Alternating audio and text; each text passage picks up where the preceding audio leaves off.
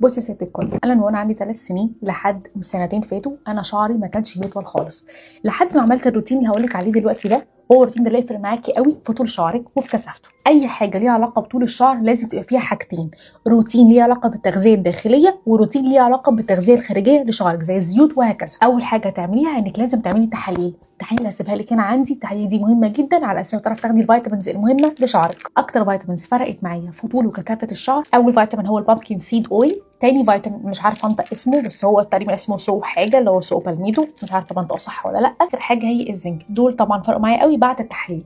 طب ايه الحاجات الخارجيه اللي انا حطيتها ساعدت مع الحاجات الداخليه اللي هي دي؟ للاسبوع في حاجتين هتعمليهم. اول حاجه هتعمليها هي انك هتستخدمي حاجه للانبات مخصصه للانبات بس عباره عن زيوت.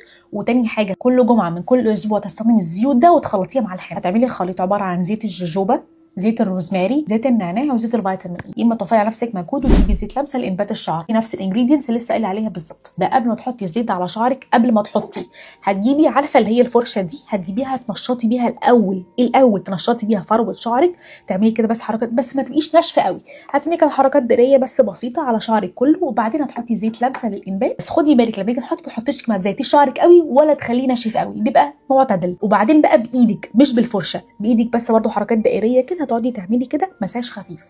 هتعملي الكلام ده قبل ما تخشي تاخدي الشاور بتاعك بساعتين، وبعدين تاخدي الشاور بتاعك المعتاد. بس في بقى تركايه هقول لك عليها: اعملي الكلام ده 3 مرات في الاسبوع. لما تيجي تعملي خلطه الحنه بتاعتك العاديه حطي عليها 4-5 بامب من زيت لمسه لانبات الشعر. انا بحبكم وهدلعكم، انا هسيب لكم جدول فيه الفيتامينز وروتين هتعملي بزيت لمسه لانبات الشعر.